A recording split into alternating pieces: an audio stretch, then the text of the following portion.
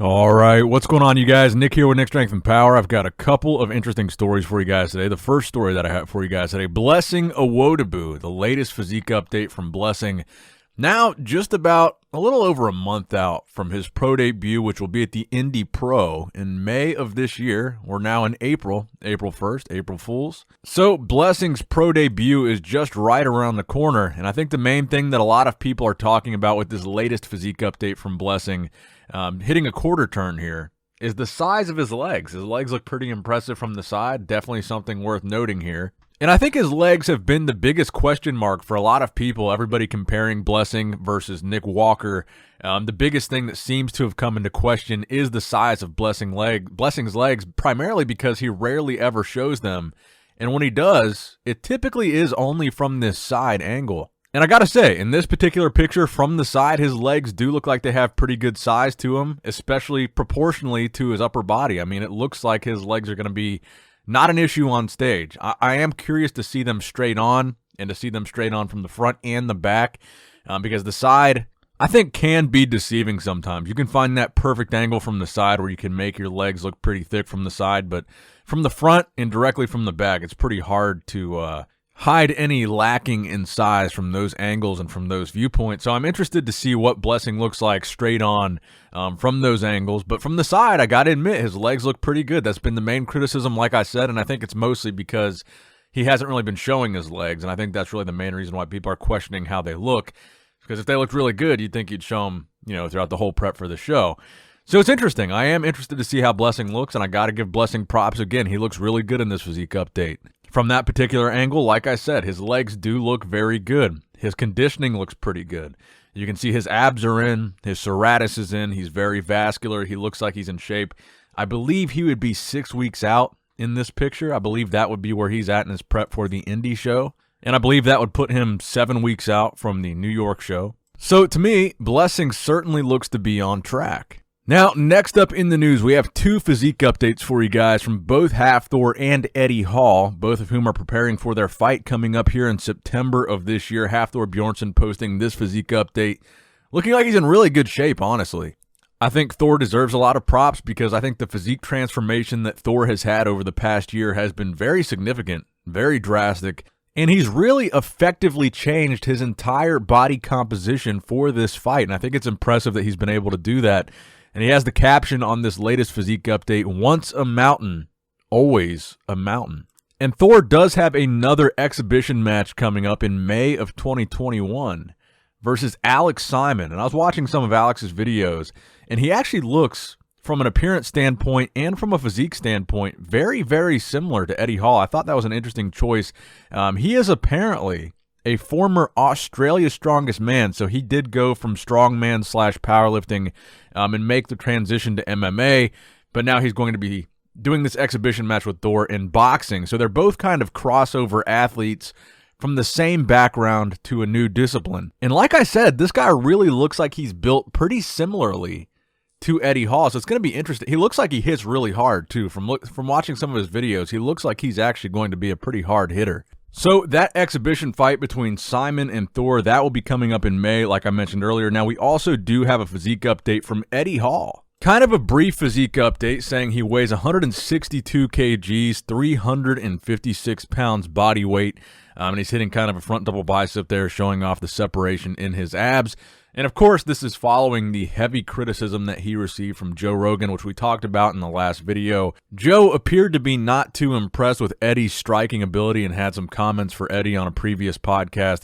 Eddie had a very classy response and says, "I'm going to prove everybody wrong on the day of the fight." So I guess we'll see what happens. Eddie and Thor both appear to be in fantastic shape. They've both pretty drastically transformed their physique since their days of winning the World's Strongest Man. They don't even look like the same physique since then. So as we're getting closer to the main event in September, let me know in the comment section below your prediction. Who is going to win, Eddie Hall or Hafthor Bjornsson? And what round will it be? Will it be a knockout? Will it be a TKO? Will it be a points decision? How does this fight shape up? Let me know in the comment section down below. And now, a word from our sponsors over at Labrada Nutrition. Come on.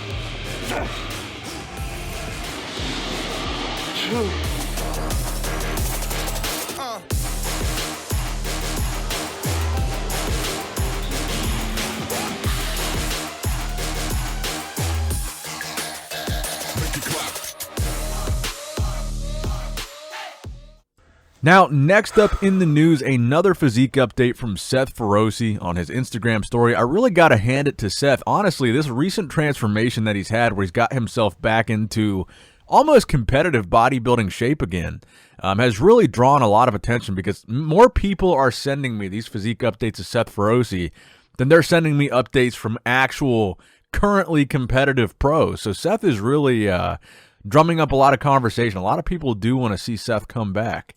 But this latest physique update, a lot of people are sending to me because they say, the caption of this says, "Classic physique, here I come. Just have to lose another 30 pounds." And a lot of people actually sent this to me, thinking that Seth was serious here. People were sending this to me saying, how do you think Seth is going to do at the Classic Physique Olympia, and things along those lines. I think clearly Seth is joking here. It's an April Fool's joke. And I know a lot of people have been thinking they're the comedians on April Fool's, and my whole Instagram feed has been full of just meaningless trash jokes, and I hate April Fool's Day on social media. I absolutely hate it.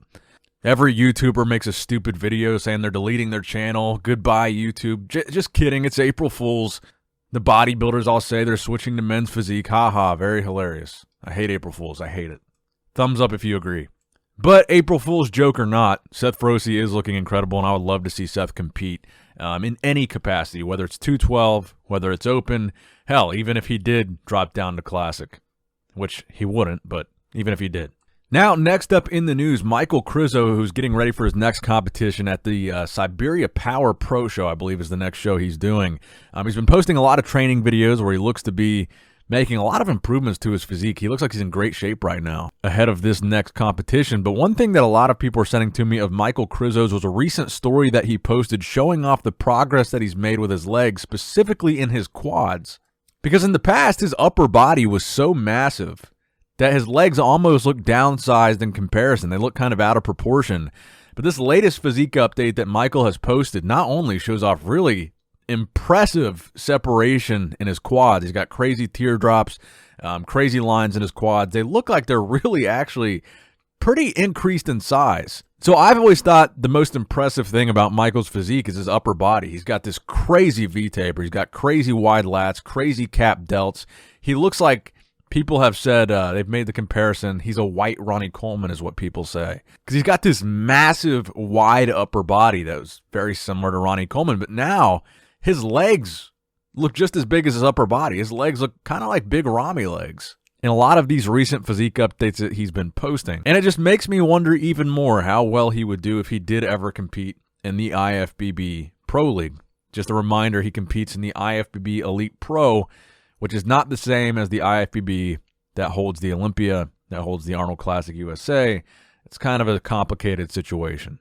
But that is going to wrap it up for the video today, guys. Not a whole lot of bodybuilding news this week. I hope you did enjoy it. Please give the video a thumbs up if you did enjoy it. Please subscribe to this channel if you have not subscribed yet already. As always, I love you guys. Appreciate you guys. Nick Strength and Power signing out.